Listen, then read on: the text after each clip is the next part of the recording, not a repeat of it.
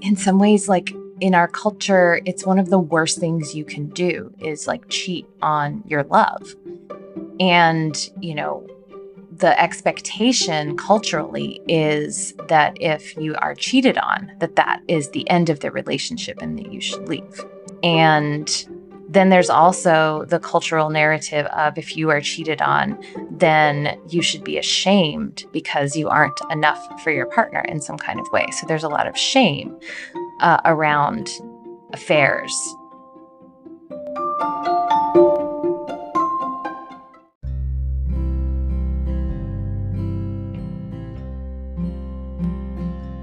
Welcome to Making Polyamory Work. Hi, I'm Libby Sinbeck, and I want to thank you for joining me today. I'm a queer polyamorous mom and an integrative relationship transformation guide. I'm committed to helping people who live and love outside the status quo have extraordinary relationships because relationships are at the core of our well-being as humans. I think love is why we're here and how we heal. As of this recording, it is Sunday, October 29th. It is almost Halloween, and finally I am releasing the first podcast of the season almost a full month, more than a full month later than I was planning. And I'm not going to hand wring and mea culpa about it because y'all know the deal. I have 2 kids. I'm running a business as a solopreneur, and shit's hard sometimes. Also, I've been experimenting with posting more on social media. If you follow me on Instagram, you've probably seen more stuff there than there have been in the past. And, I find that I can only kind of do one thing at a time. So here we are. But I am so excited to be sharing this season of the podcast with y'all because my brain has been exploding with ideas.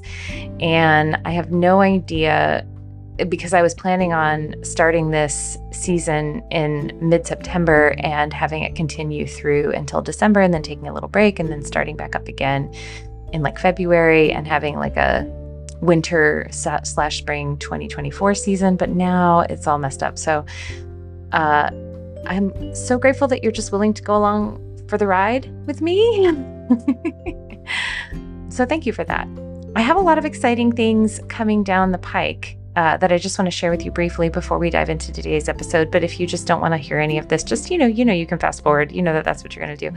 But if you want to hear what's going on with me, first of all, do check me out on Instagram if you are a podcast listener, because I do post some stuff there that I don't post anywhere else. And so it gets you a better idea of what's going on with me.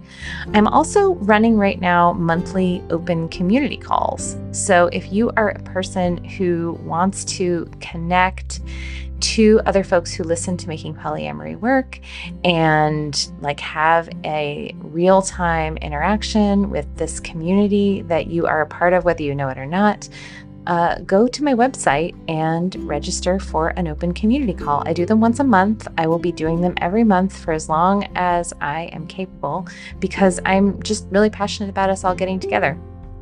I'm also planning on offering some workshops in the new year, and I have rebooted the Relational Non-Monogamy Circle as Foundations of Open Relating for Wild and Tender Hearts. Oh, that is such a mouthful, but I like it. It also, the acronym makes for with, which I really like as well.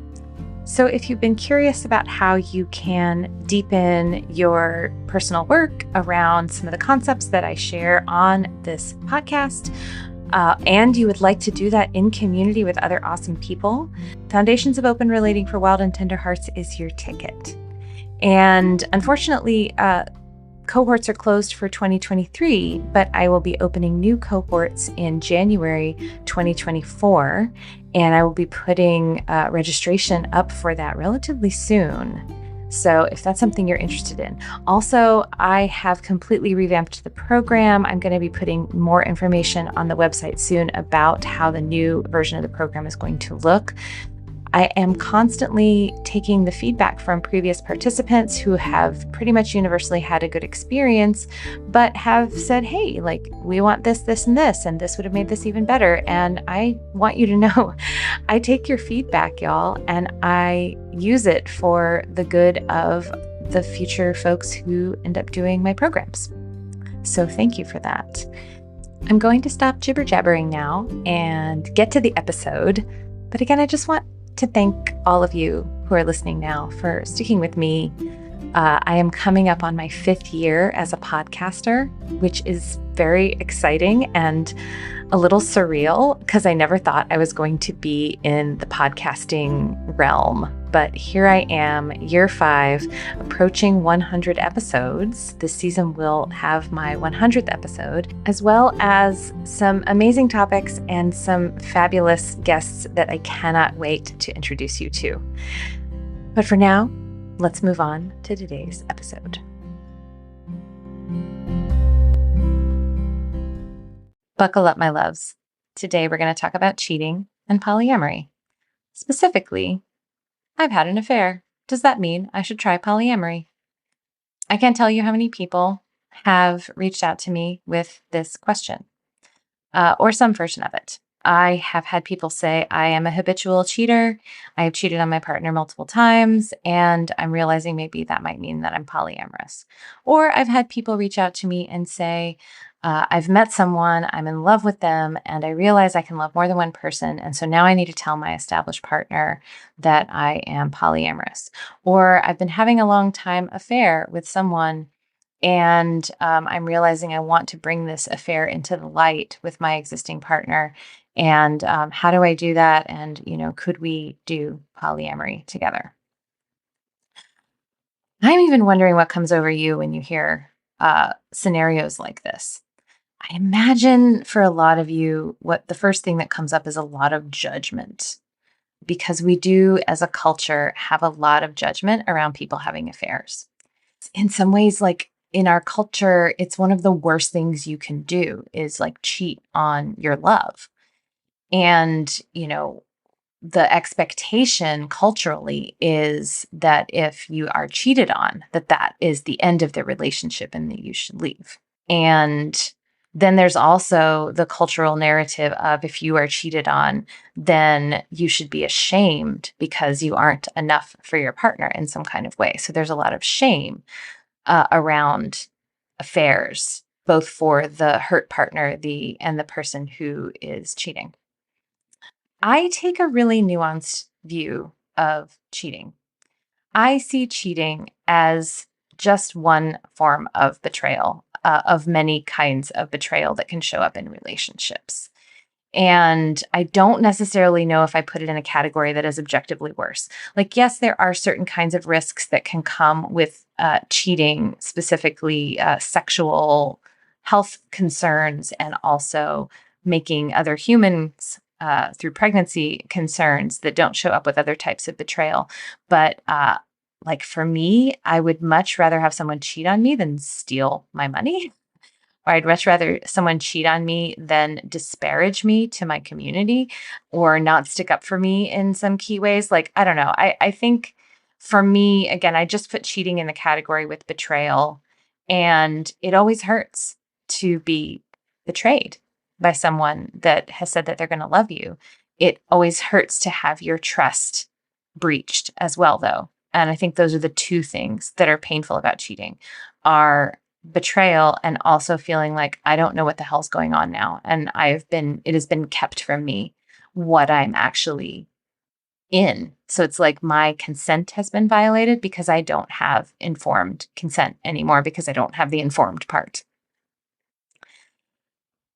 And yet, as Esther Perel writes in her book, State of Affairs, as I know through my work with couples and through my training as a couples practitioner, a lot of people stay with their partners after being cheated on.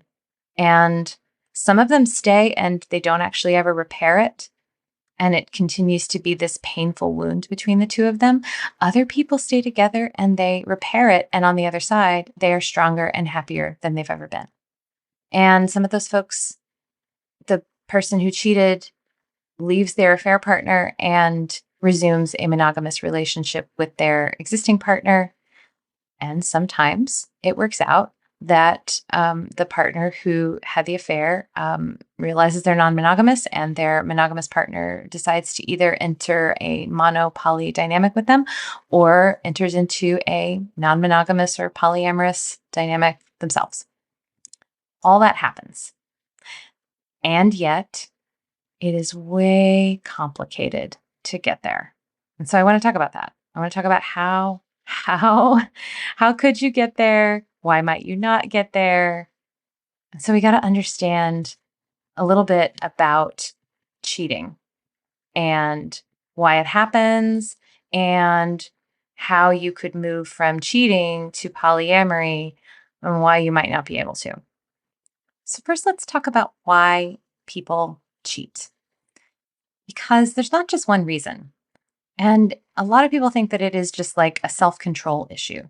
Like you just couldn't control yourself. Of course you want to fuck other people. Of course it's all about sex and a lack of self-control and a desire maybe to manipulate, pull the wool over the eyes of the person that you love. And so it's all about the lies and the sex.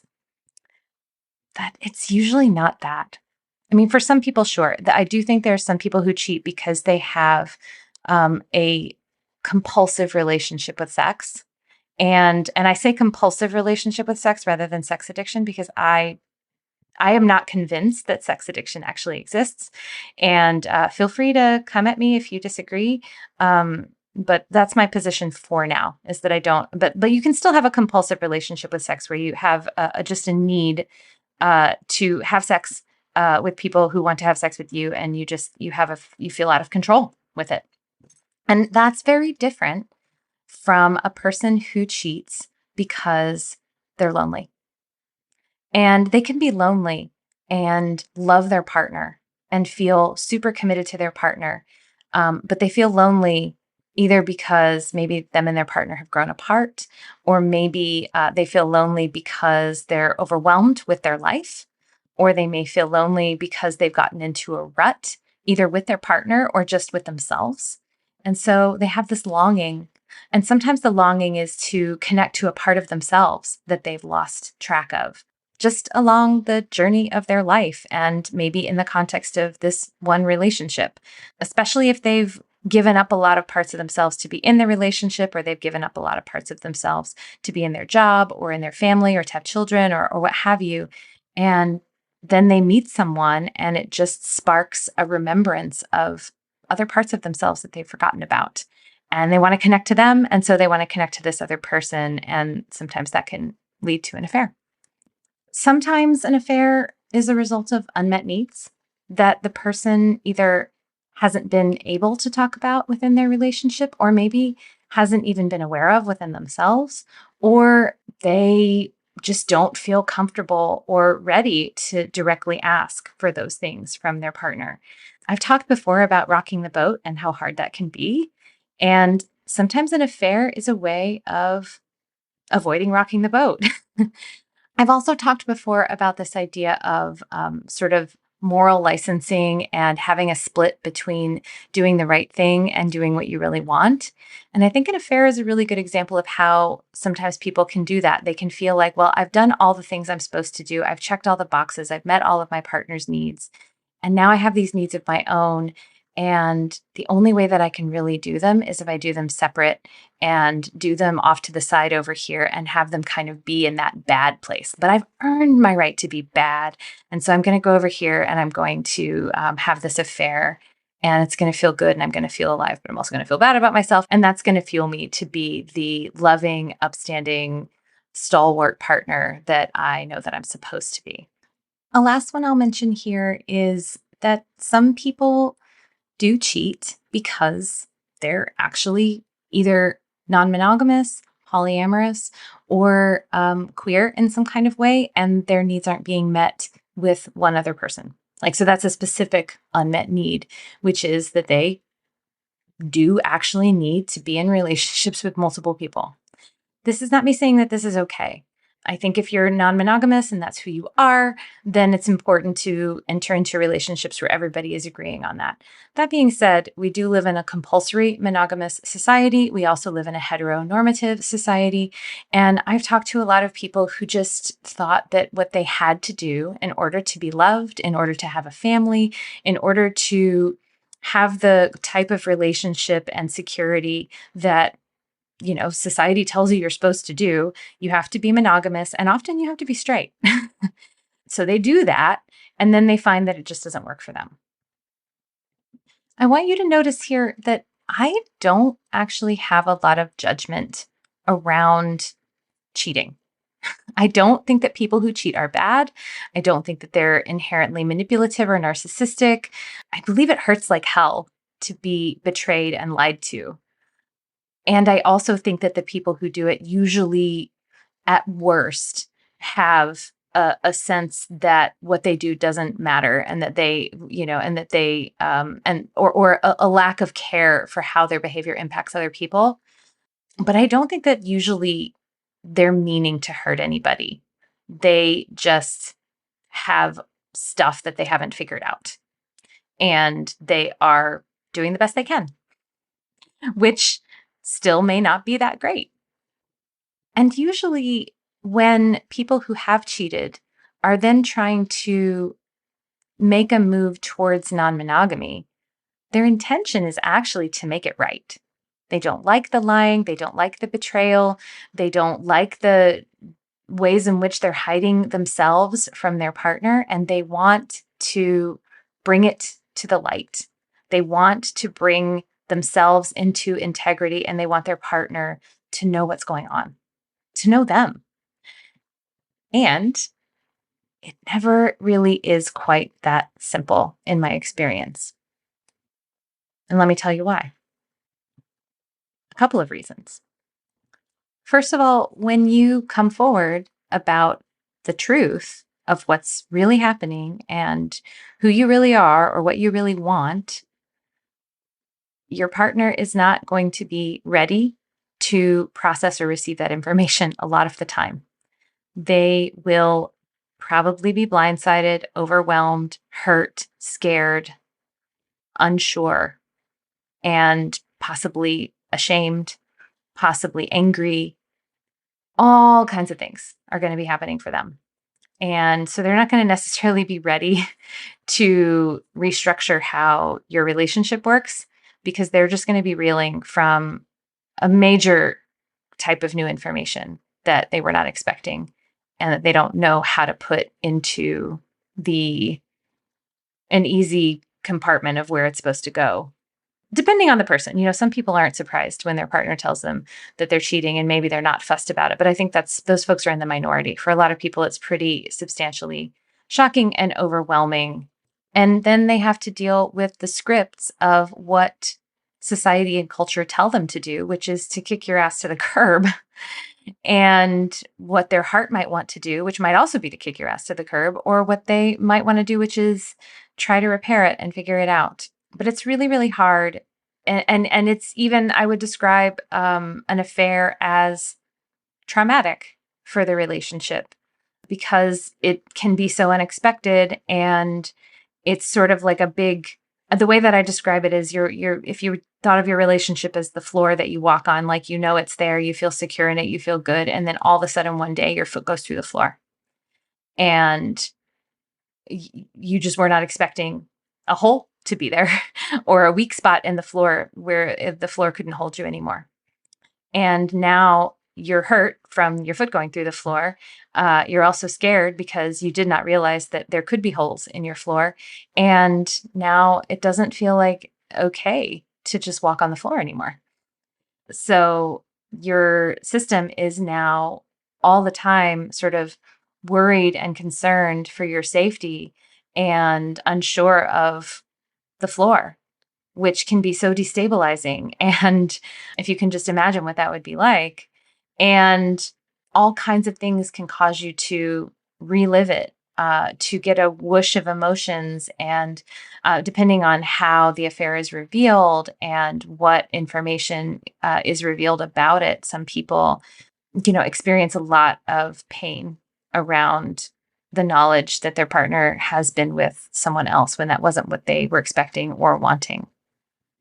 So it's worth being aware that reeling experience, that just the reeling of it can make it really hard to move into something else.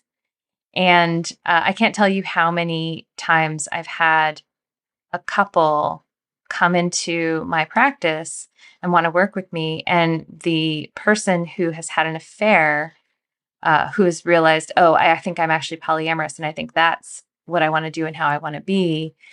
And they bring their partner who is reeling from just finding out that their partner's had an affair and is really struggling with everything, really wants to keep the relationship, really loves their partner, is really wanting to work on things, but is just otherwise like so reluctant to do anything, even repair.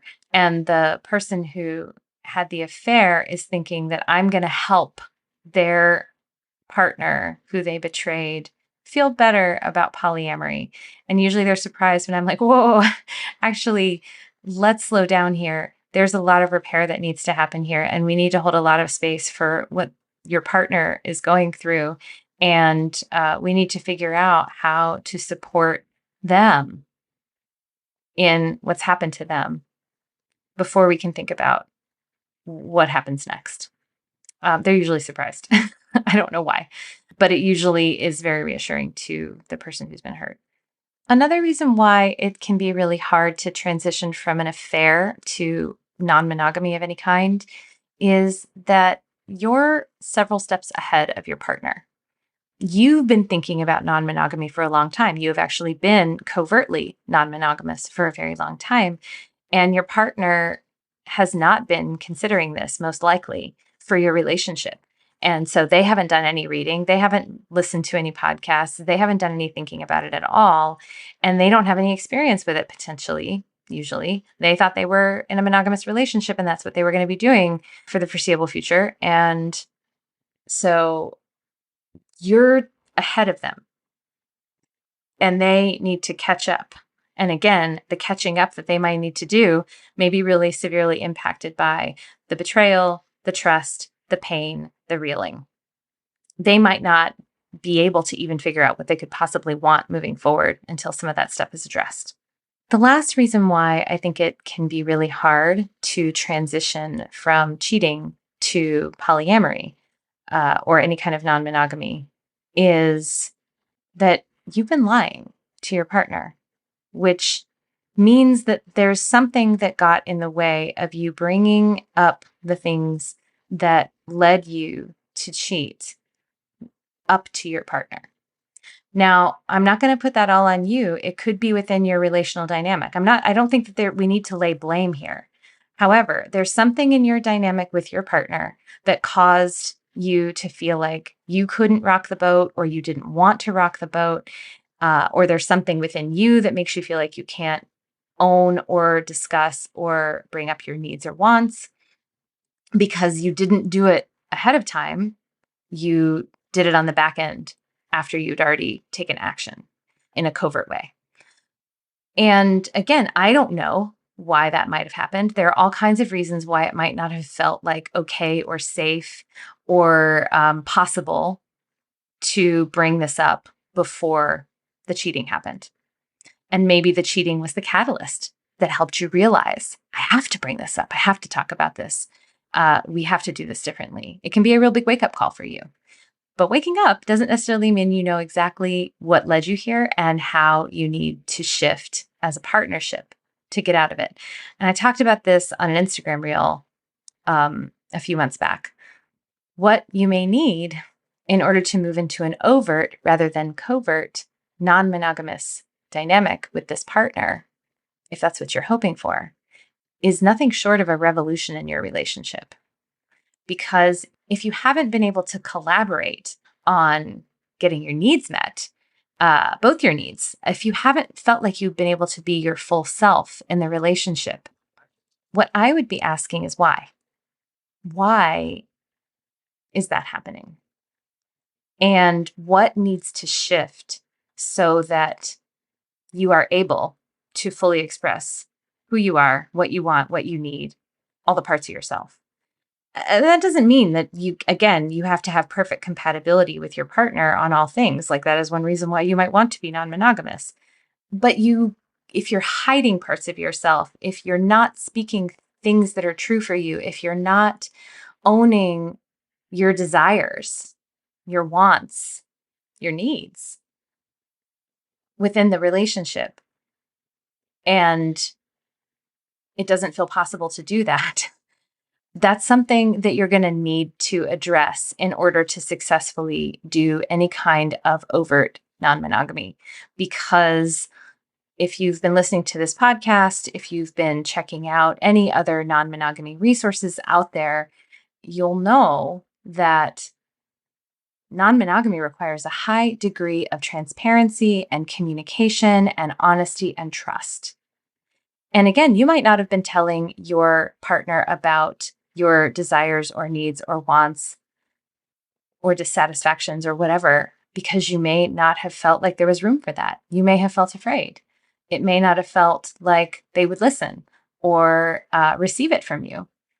Well, that needs to change if you're going to proceed to have a collaborative, non-monogamous contract with each other. And again, that might not be about them. It might be about you. There might be something about you that you've learned in your life that tells you, I can't say what I want or what I need unless everybody's going to already be okay with it. So again, I don't want to lay blame, but I just want to I would want to take a look at, in fact, that would be one of the first things that I would want to do is take a look at what made it impossible to do this overtly from the beginning.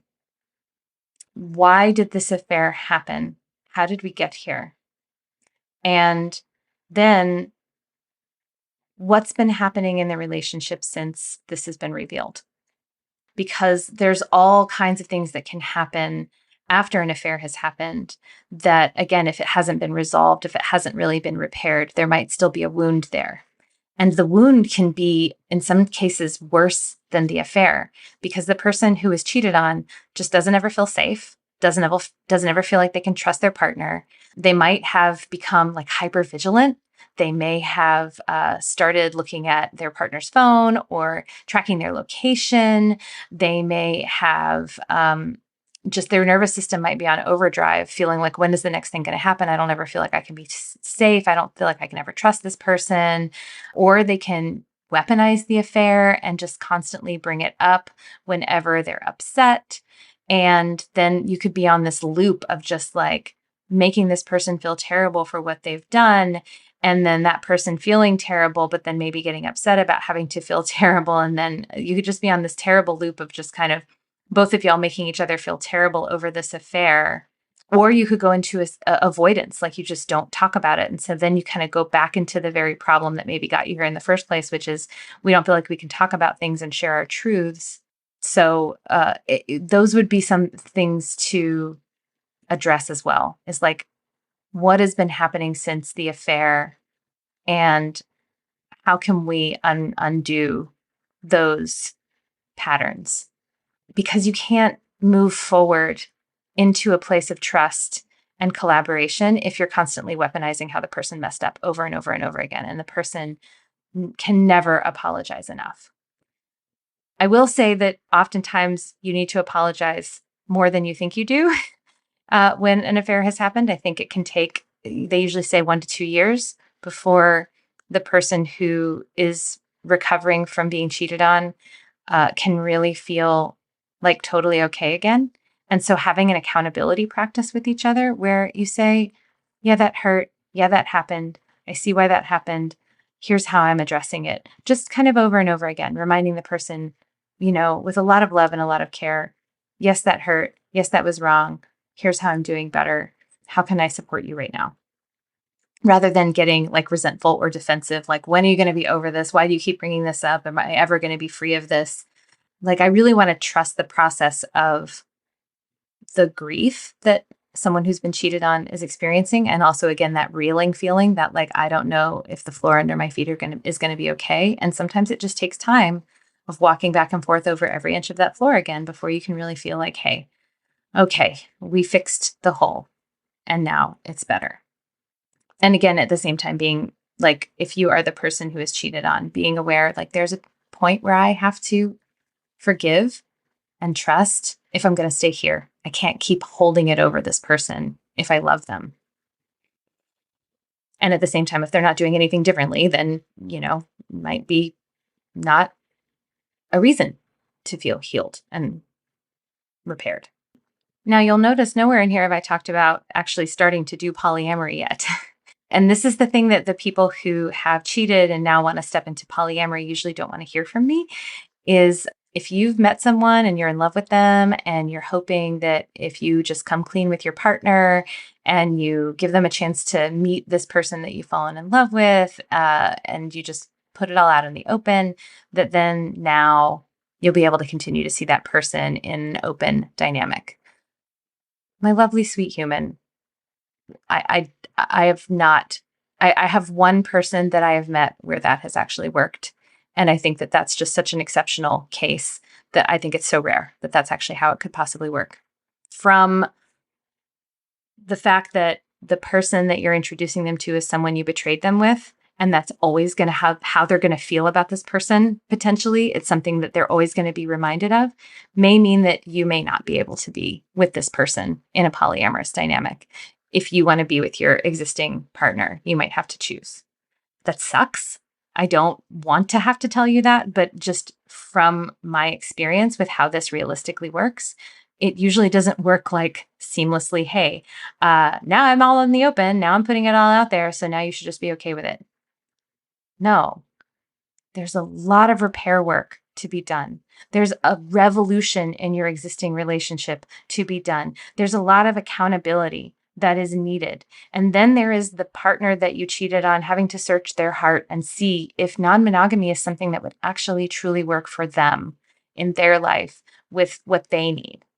And that may not be possible. And there would be nothing wrong with that person saying, look, no shade against you.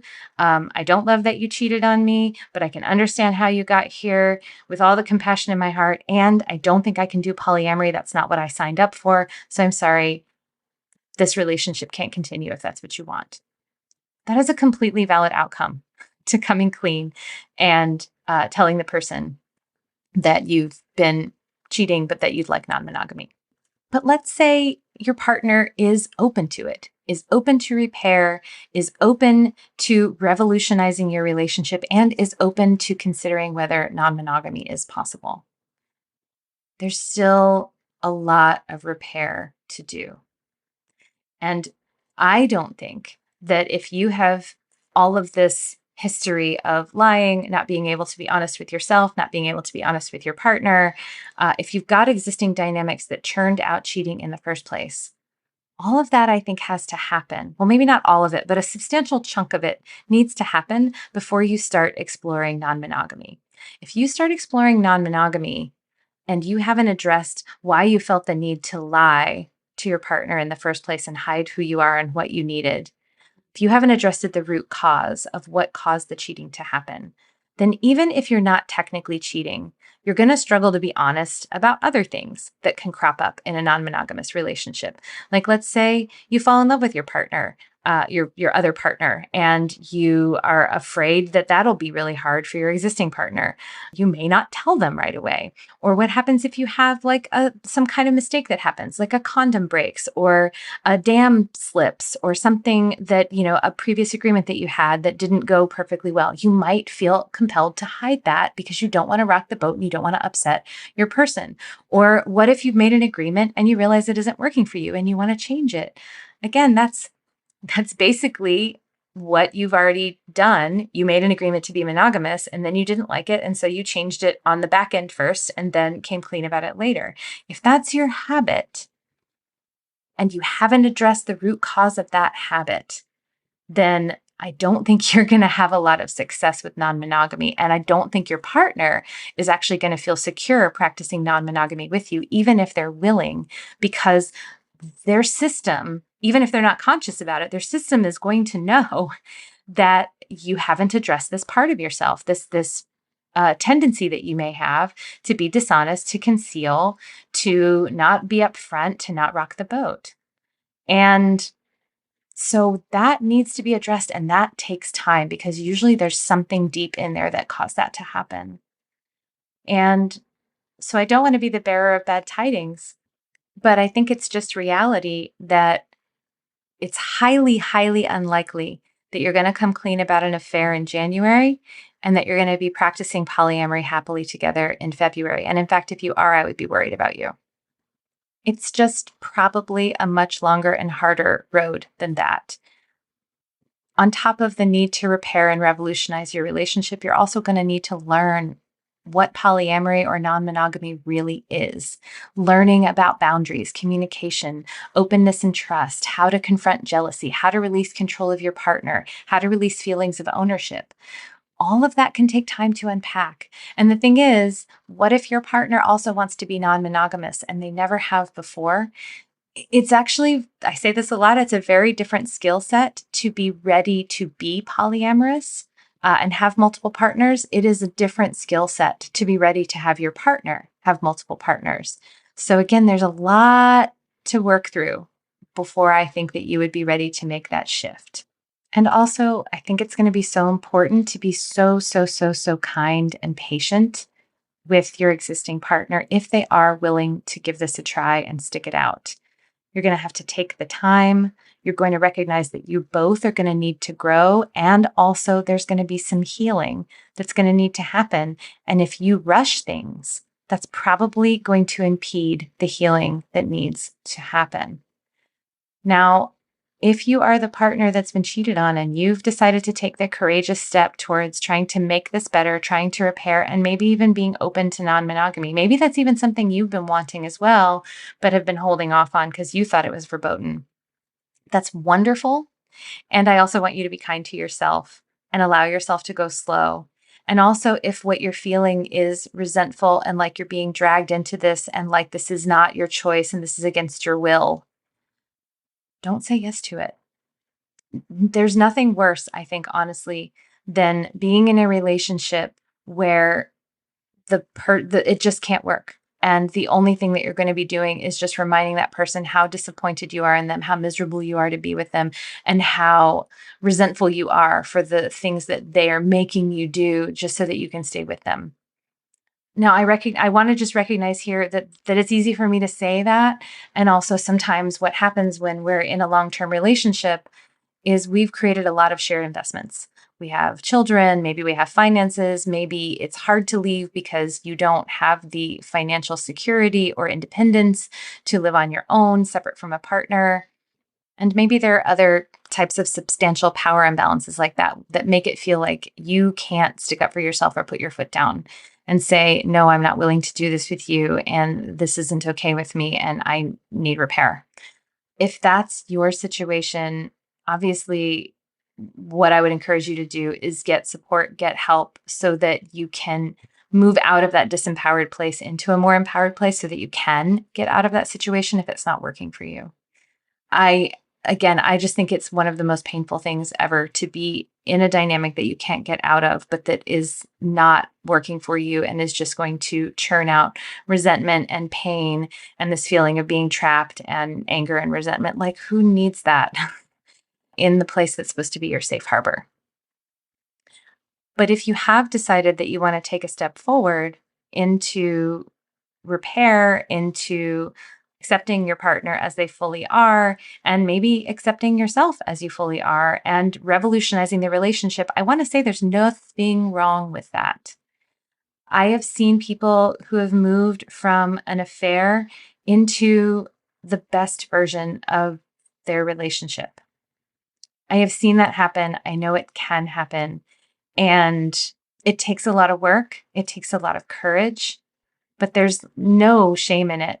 It's a beautiful thing to be willing to do. And it just takes the commitment and the willingness to really open your heart to forgiveness, open your heart to repair. If you are willing to move through it, but you want to kind of continue to hold this over your partner and make them feel terrible about it on repeat, that will be a much harder road. That will be a road full of pain for both of you. Again, that doesn't mean you have to forgive right away. It doesn't mean you have to let it go right away. You have to honor your nervous system. You have to honor the fact that this is a trauma that you have to heal from, and that healing isn't linear and that it can take time. It's also just so important to be open to repair and really believe that that's possible.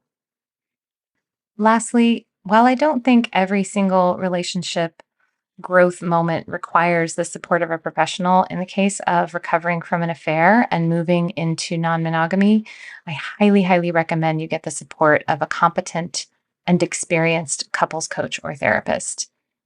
This can be especially important because if you're just trying to make your way through it on your own, your friends might not understand. There's not a lot of support for making this kind of move. And so it can feel extremely lonely. And I think it can be really, really important to have someone on your side who can walk with you through this extremely difficult time and help remind you of the path forward and help you stay patient and focused on the goal that you have together of making this work. So to recap, yes, you can move from cheating into a more overt non-monogamy or polyamory, but it takes work. It takes time. It takes courage. It takes a willing partner. And it takes, frankly, a revolution in you and in your relationship. If you're willing to go slow, be patient, be kind and compassionate, and take the time and allow for repair and healing, then what can happen on the other side of that might be nothing short of amazing. But you have to be willing and brave enough to do the work. And even if you do, it might not work, or it might work, but you might not be able to stay with the person that you had the affair with. And that doesn't mean that anybody failed or that anybody did anything wrong. Sometimes it actually just can't work. But I think either way, it's worth it to confront all of this and take it as an opportunity for growth and an opportunity to be in integrity with yourself, so that the next time you find yourself in a relationship, you do have the opportunity to do it differently.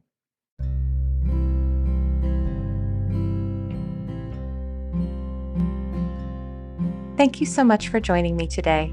If you have any thoughts about what I've said today or a question for the show, I'd love to hear from you. You can find me on Instagram as @thatpolyam_mom, or you can go to the show's website, makingpolyamorywork.com, and submit a question there.